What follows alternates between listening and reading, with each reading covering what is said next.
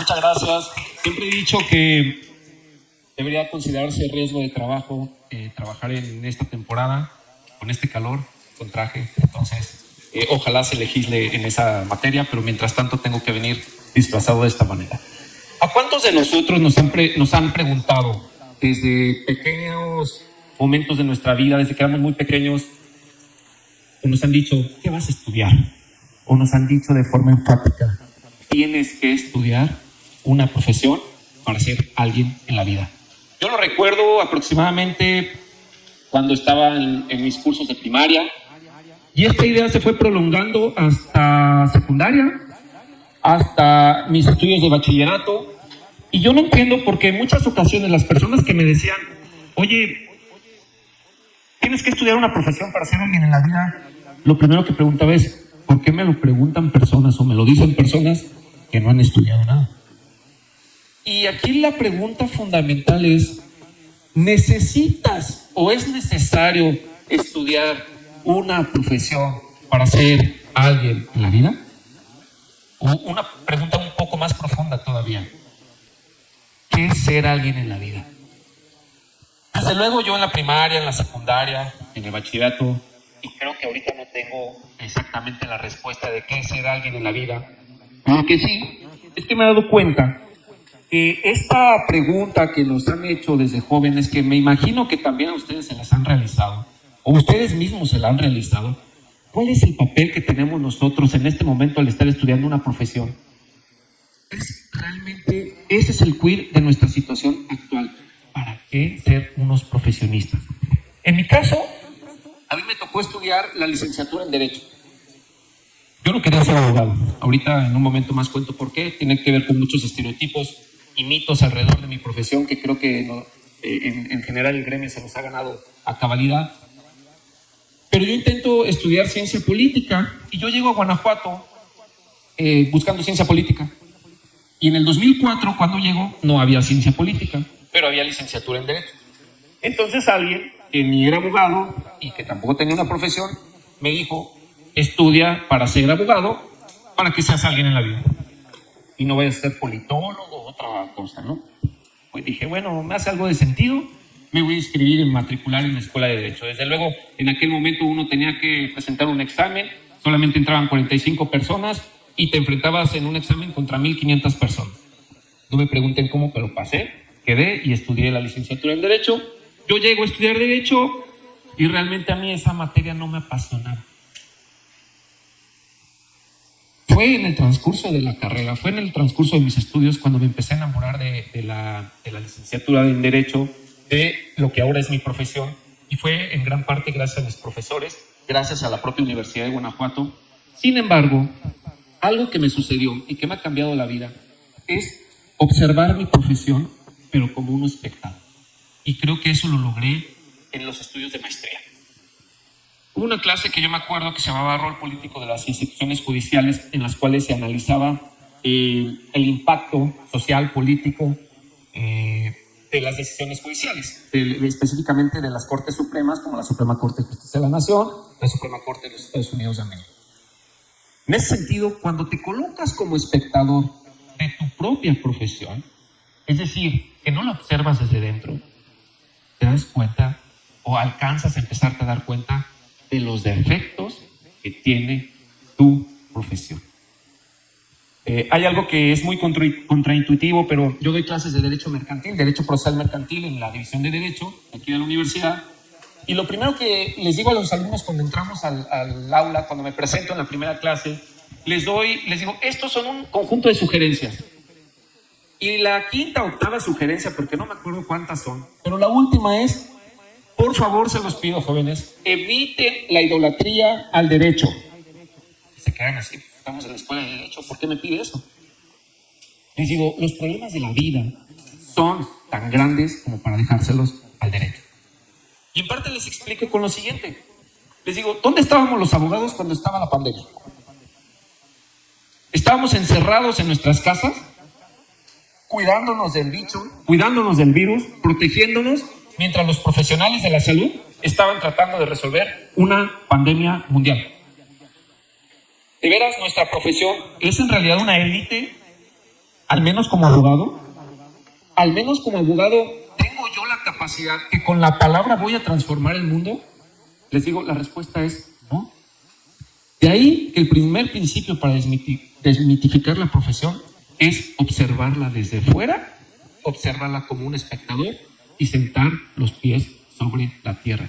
Por eso la pregunta inicial, ¿a cuántos de nosotros nos dijeron, estudia para que seas alguien en la vida? Y la pregunta sería entonces, ¿qué es ser alguien en la vida? Yo en su momento lo concebí y creo que lo sigo concibiendo como una vida virtuosa. Lamentablemente, esta idea de estudiar, esta idea de pasarnos tantos años de nuestra vida estudiando, porque si mal no recuerdo, uno inicia a estudiar, sin contar el kinder o el jardín de niños, como le llamen, desde desde primero de primaria a los 6 años en adelante, uno se la pasa estudiando más de 20 años de su vida. Y no se han dado cuenta, pero el enfoque que tienen nuestros estudios es un enfoque utilitarista. Y esa es la tendencia que se está dando con las profesiones. En cuanto nosotros le encontremos una utilidad a la profesión y al ejercicio de la profesión, será socialmente valiosa. Vemos a la profesión como un medio y no como un fin. Creo que el enfoque que quiero proponer, de ahí esta idea de desmitificar, es cambiar esta idea o empezar a cambiar esta idea de que la profesión es un medio y ahora sí poner la piedra en el centro. Es decir, en los problemas propios de cada una de las profesiones. Aquí tengo el gusto de estar con personas que están en la división de economía, división de artes, y me da gusto estar hablando a un público que no es un público especializado en el área jurídica. Realmente a veces les digo a los alumnos, oigan chavos, ¿tienen ganas de hablar algo de derecho? No, maestro, vamos a hablar de otra cosa. Digo, sí, la verdad hay muchos problemas sociales afuera, de los cuales discutimos en clases, desde luego, como para estar hablando de derecho. En mi profesión específicamente, porque no puedo hablar de otras profesiones que no conozco, ¿qué sucede? Ustedes piensen en la figura del abogado y a veces vemos al abogado, y esto lo podemos utilizar con otro tipo de profesionistas, como una persona alejada. Personas soberbias, personas que utilizan un lenguaje que no se entiende, personas que lejos de resolver problemas los maximizan, los aumentan. Y estas son las ideas, son los estereotipos que nosotros como personas les asignamos a ciertas profesiones. No me van a dejar mentir, pero yo conozco personas que son filósofos de profesión y he convivido con personas que yo, sin saber su profesión, cuando me revelan cuál es su profesión, le digo, ¿de veras eres filósofo? Y ustedes se preguntan ¿por qué? Pues porque los veo vestidos de una forma que desde mi punto de vista no correspondería a un filósofo. Eso es un estereotipo. Lamentablemente los seres humanos utilizamos muchos estereotipos, a tal grado que los estereotipos han estado presentes, por ejemplo, en el derecho, muchísimo tiempo. Hasta hace poco, lamentablemente, también, si una mujer se dedicaba a las labores del hogar durante toda su vida y se divorciaba y terminaba su relación de matrimonio, no tenía ningún derecho a los bienes que se hubieran formado durante el matrimonio, específicamente por su esposo. Y se iba con una mano aquí y otra acá y sin nada. Si acaso una pensión alimenticia. Y lo que les estoy diciendo es hasta hace poco. ¿Por qué? Porque no visualizábamos problemas como los que suceden cuando las mujeres deciden dedicarse a las labores del hogar. Un trabajo 24/7, los 365 días del año, jóvenes. Entonces, estos problemas con los que tenemos nosotros, los abogados, que lidiar, pues desde luego es que nos ponen o creemos estar nosotros en una posición de cierto dominio o poder dentro de la sociedad. Sin embargo, les voy a decir que los abogados en este trabajo hemos fracasado. Nada más para tomar un dato. El Centro de Estudios sobre la Enseñanza y Aprendizaje del Derecho, en un, estudio que tiene el año 2021-2022, señala que en nuestro país hay cerca de 2.170 instituciones de educación superior que ofrecen la licenciatura en Derecho. Repito, 2.170 escuelas de Derecho en el país, de las cuales, por ejemplo, en el Estado de México hay 270. El Estado de México tiene más escuelas de Derecho que Alemania y España juntos. Guanajuato, por ejemplo, tiene, según este estudio, hasta 2022, 107 escuelas de Derecho, que las van a poder ustedes encontrar repartidas en todo el territorio del Estado de Guanajuato. ¿Y qué es lo que han hecho los abogados? Fíjense lo que nos revelan los datos del World Justice Project en el índice de percepción del Estado de Derecho en México. Y les voy a hablar de un estudio 2022-2023. Este programa analiza el Estado de Derecho dentro de un país, de una sociedad. ¿Qué es el Estado de Derecho? Palabras más, palabras menos. Es el apego que tienen los ciudadanos, la sociedad y las instituciones a las normas. ¿Qué calificación creen que le han asignado a México? Bueno, primero les voy a decir cuál es el estándar de evaluación. Se califica del 0 al 1. Si tienes 1, tienes un apego máximo al Estado de Derecho. Si tienes 0, pues nada. México, en total, no llega al 0.5. Y dentro de los rubros que se analizan son corrupción, seguridad, control del poder político y uno que en específico me interesa, la justicia cívica, la justicia civil, la justicia cotidiana, en la que podemos estar inmersos cualquiera de nosotros. Estamos reprobados. Los estados, porque el estudio se hace por cada entidad federativa. Los estados mejor evaluados son Querétaro y en segundo lugar Guanajuato, pero no llegamos al 0.5%, al 0.5 punto de la calificación. Les recuerdo que 1 es el máximo apego. Guanajuato me parece que anda en el 0.48, mientras que Querétaro en el 0.49. Imagínense los que están peor que nosotros. ¿Y qué hemos hecho los abogados?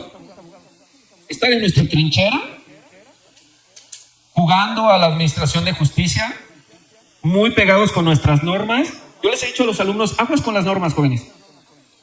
Las normas son expresiones del poder. Hasta no hace mucho, por ejemplo, que es mi materia, Derecho Mercantil, un artículo del Código de Comercio, entre el preámbulo del Código de Comercio, decía, palabras más, palabras menos, la mujer necesita permiso de su esposo para dedicarse al comercio. Esa norma prevaleció durante más de 100 años. ¿Y qué acaso no había mujeres que lo cuestionaran? Pues por supuesto que sí. ¿Cuántas mujeres conocen ustedes en el Constituyente de 1917? Yo ninguna. Se les da el voto hasta la mitad del siglo XX y en principio yo digo, ¿qué estaba pasando? ¿Que no había mujeres? Pues por supuesto que sí. Lo que pasa es que las normas, aunque aparentemente las veamos neutras, son expresiones del poder en turno. De ahí que mucho cuidado, porque ahorita, desde luego, que hay muchas bocas que dicen, vamos a establecer normas para la Suprema Corte, vamos a establecer normas para el Instituto Nacional Electoral, vamos a establecer normas a periodistas, normas para regular redes sociales, etcétera, etcétera. Aguas, porque las normas son expresión del poder. Y eso es lo que les digo siempre a los alumnos, es salgan, hay que salir de nuestra burbuja y hay que ver cómo se desarrolla nuestra profesión como espectadores. Porque solamente cuando salimos como espectadores podemos utilizar la profesión como un fin y también como un instrumento de transformación social. Mientras nuestras profesiones, y ya no hablo de la del derecho, sino también de la de ustedes, no tenga capacidad de transformar el mundo, y por mundo no crean que le elaboren una teoría grandiosa que no pueda hacer. No me refiero a eso. Capacidad de transformar, y por mundo puede ser capacidad de transformar a una sola persona. Valdrá la pena lo que haga. Mientras estemos encerrados con nuestros propios argumentos en nuestra profesión, defendiendo la profesión, pensando que no hay que hacer cambios, no va a haber transformación. Por eso lo digo, los abogados hemos fracasado. Si estamos en el índice de Estado de Derecho reprobados en el país, entonces no estamos haciendo algo bien. Oiga, pero no hay leyes. No, hay leyes, hay muchas. ¿Cuántas ocasiones escuchamos? ¿Por qué no regulan esto? Y lo que digo a los alumnos, chavos, cuando queremos regular cosas, acuérdense el dicho que dice, echa la norma, echa la trampa. Sobre regular nunca es bueno. La norma no tiene capacidad de transformar la realidad. Nosotros nos adaptamos a la realidad y las normas se adaptan a la realidad, pero nadie con un mensaje transforma la realidad por sí mismo. Se le quedó apagada la computadora. Ya no sé cuánto llevo. Ok. Muchas gracias. Entonces, jóvenes, quiero hacer un llamado a la acción. Yo estoy hablando desde mi práctica, porque yo no puedo hablar de otras profesiones que desconozco, pero lo que sí puedo decirles y puedo recomendar, y es un llamado a que conozcamos la función y la esencia de nuestra profesión, para que tenga sentido eso que nos decían: estudia para que seas alguien en la vida. Yo no estoy de acuerdo con esa frase, porque no necesitas ser un profesionista para ser alguien en la vida. Y por alguien en la vida entiendo una vida virtuosa, ¿eh? No entiendo a alguien que tenga dinero, alguien en sentido económico. Una vida virtuosa. Hay que poner en entredicho los cimientos de nuestras funciones como profesionistas y hay que utilizar nuestro conocimiento para la transformación de la realidad. Aquí lo digo, los abogados hemos fracasado y lo digo nuevamente. Estamos reprobados en Estado de Derecho. Si no hacemos algo y seguimos anclados en las mismas formas de enseñar el derecho, en las mismas formas de comunicar nuestra profesión a los que les prestamos servicios, vamos a seguir reprobados y peor, porque no estamos preparados para los retos actuales. Termino.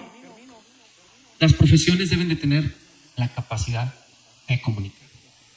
Si tú no te comunicas, y no hablo con otros profesionistas de tu mismo ramo, no me refiero a comunicarme con otro abogado, otra abogada, de comunicarnos con la sociedad. Nosotros los abogados utilizamos lenguaje técnico, como todas las otras profesiones, pero mientras no tengamos capacidad de con ese lenguaje comunicar efectivamente y colaborar para resolver el estado de cosas, entonces nada más nos vamos a quedar con la afirmación: estudia para ser alguien en la vida, pero no vamos a saber en ningún momento qué hacer algo en la vida. Muchas gracias.